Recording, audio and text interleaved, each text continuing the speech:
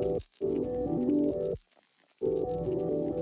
guys, it's Chloe. Welcome back to my channel. Hope you're all doing well. So you may have seen my updated how I'm learning Korean video. So now it's time for how I'm learning Japanese. If you saw previously, I did one of these videos about a year and a half ago, and then not that long ago, maybe in October or November, I did like a how I'm studying for the N4 exam video. So that's kind of an amalgamation of how I'm studying Japanese generally and specifically how I'm studying for the JLPT N3 exam. A lot of the textbooks and things I have are for N3. I've also got some different reading books and things. So without further ado, let's begin. So the first ones I'll share with you are Shinkansen Master N3 Grammar and Vocabulary textbooks. These are the ones I'm going through currently, very slowly. I'm going to show you inside quickly. So it just gives you like the list of vocab and then the questions on the vocab. And all the vocab's divided by topics, that's quite handy. And then there's like more questions. I'm kind of trying to learn vocab first and then I'll go back and do all the questions later to test myself. Grammar is pretty much the same if I find it. I haven't actually highlighted in this one, so it gives you grammar. And if I can turn the page, then it gives you a load of example questions. And then for vocab, I also have this little JLPT word book. So it's one of these ones that has the red film in it, so you can kind of cover it and test yourself. So I'll probably use that more for revision than anything. So I haven't started with it yet, but that's definitely a handy little book to have, I think, in my opinion. I think I got this one from JP Books maybe. I'll link everything down below. It might not necessarily be where I bought it from originally, but I'll try and find it on Amazon or JP Books or something. So there's also that one. For kanji, again, I've not studied that much with it. Kanji Master N3.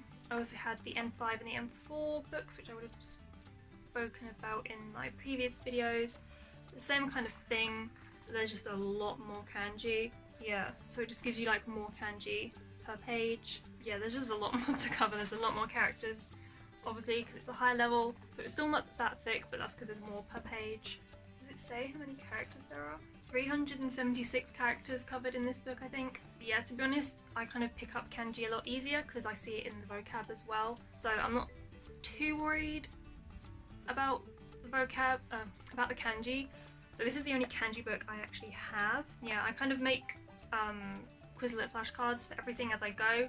So I've got some for the Shinkansen grammar and vocabulary and the Kanji Master kanji as well. If I can figure out how to share the folder, I'll link that down below as well. Next up, we have the Nihongo So Matome series, if I don't drop them all. So I have the grammar, the vocabulary, the listening and the reading books, because for N3 and up they all have separate books compared to N4, which in my previous video you would have seen they kind of divide them into two books. So they have grammar, reading and listening in one book, and then vocabulary and kanji in the other book. So yeah, these have individual books for each one because obviously there's more to cover.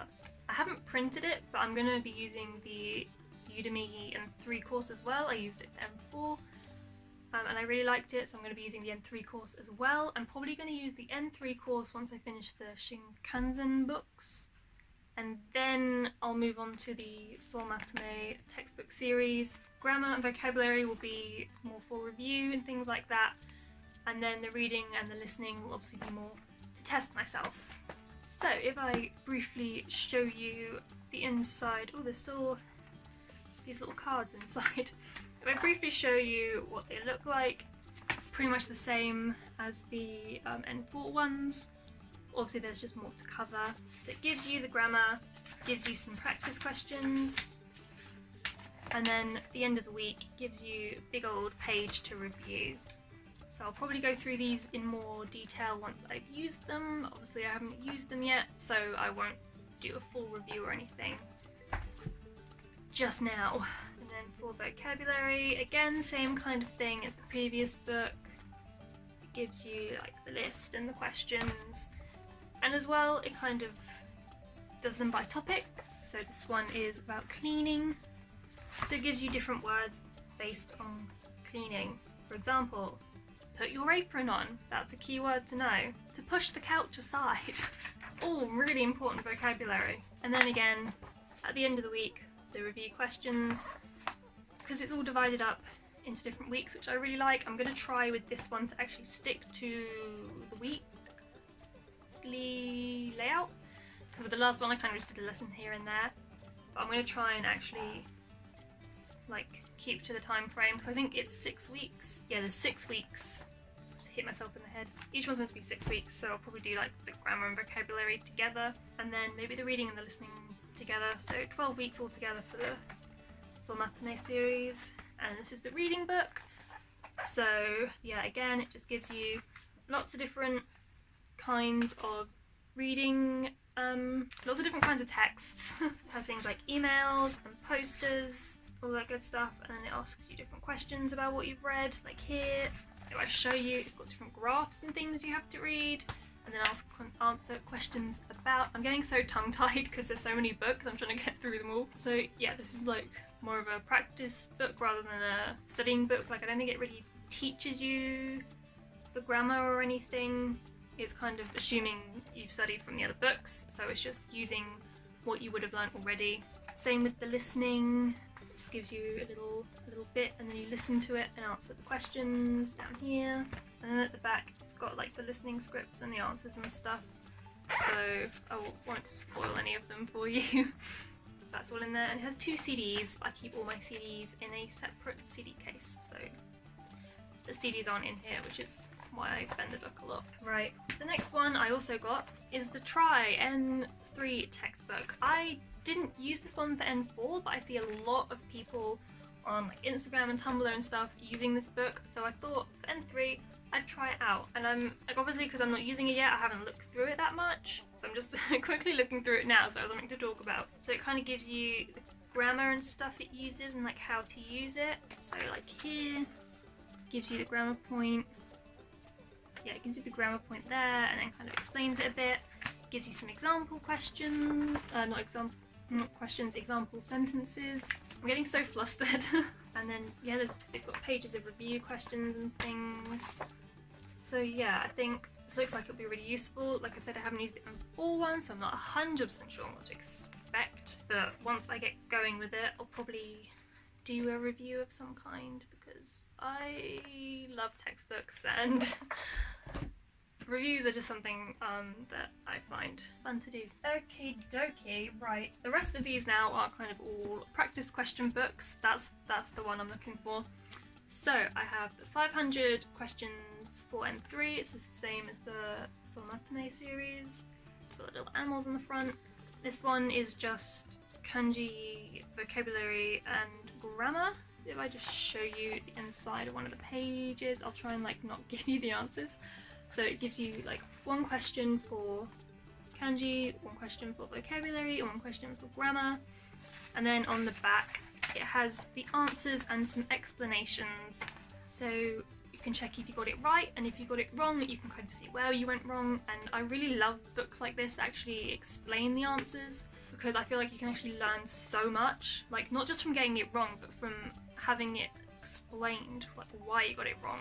Because as well, it will give you the answers for the other words as well. So like if you choose the wrong vocabulary word, instead of just seeing like, okay, it should have been this one, it says, you know, this is what the other words mean. So you're kind of also reviewing other things as well, which I really like. And I had this one for, I think, yeah, it's N4 and N5, the other one, and I really liked it. I've still got it because I feel like I can still look back and kind of review things that I wasn't so sure on for the exam. Next up is this one. It's essentially just like exam questions. So whereas this one is just like one question after another, this one is actually like the actual papers. So all the questions are formatted in the same way that they are in the exams. This one doesn't kind of give explanations, it just gives you answers and things. The answer booklet and the listening script is in the back. I did have the N4 version of this, but I didn't actually have time to use it before the exam, and I thought, you know, with these kind of books, I didn't see the point of keeping it and using it again, because with I'm still kind of reviewing the N4 stuff because obviously I did pass N4 but only just. So there's still some things I need to work on, so I'm kind of reviewing that while studying for N3. So I've still got a couple of the question books that kind of explain the answers as well, because I feel like I can still learn from those. Then I also have the official JLPT N3 practice test. Again, it's just all the questions. It's exactly as the exam is. So it's just all exam questions divided into the different sections. So I'll probably do this closer to the actual exam itself to kind of time myself and things like that. And then the last one for textbooks is this one. So yeah, it's like the same one I had for N4. So it gives you the questions and then explains the answers as well. So yeah, I'm just like a really big fan of these textbooks. And as well they have, yeah, all the explanations in this one are in Japanese. Yeah, if I show you, it doesn't have like the English meaning, it has the meaning explained in Japanese. So that's quite a big jump up, but I'm hoping it will help a lot, and it probably will help a lot. So the last things I have to show you are, again, reading books. First ones I have, again from the last one, are the Let's Read Japanese reading books. So I'm probably done with the first level now. It's all like, all the pages are falling out, but I'm pretty confident in like my understanding of these stories now. So I've kind of been going through the second level. So it's volume 1 and volume 2.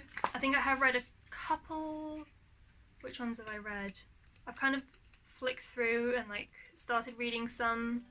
So there is like a lot more text in these ones compared to the last ones. Yeah, I still get stuck on some of the words and things, so it's definitely something I need to improve on. And then I also have the level 3 one as well. It says this one is high intermediate, so hopefully by the time I'm done with like N3 study I'll be able to make use out of this one a bit more. Because with this series I'm not really using it to study, I'm using it as like just general reading. So if I have to like look up something, I don't really like make a note of it or anything. I just kind of think, okay, that's what that means, and then I can just continue with reading the story. And last but not least, Japanese stories for language learners. I have the same one for Korean. This one, they have less stories. I think there's 5 stories, and from the beginning they're a lot longer. So I started on this one. This is still only the first story.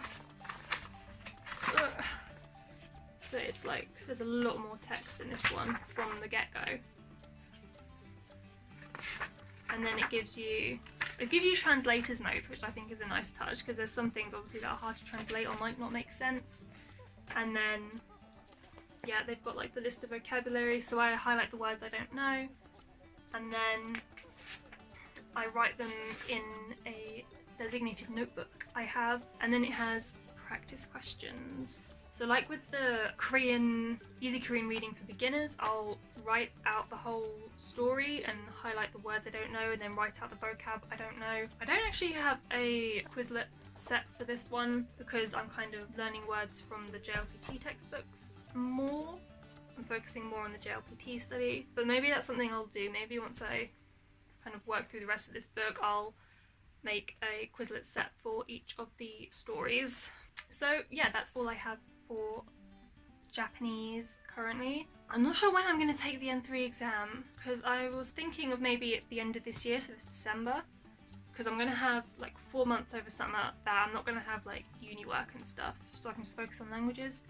So I'm probably, I'll see how that goes, I'll see how much progress I make then, and then decide if I want to take it this December or wait until next summer. That's it for this video. I hope you enjoyed it, I hope it was helpful. I'll link everything below if you're looking for anything. If you have any questions, you can either leave a comment or message me on Instagram. And yeah, I'll see you next time.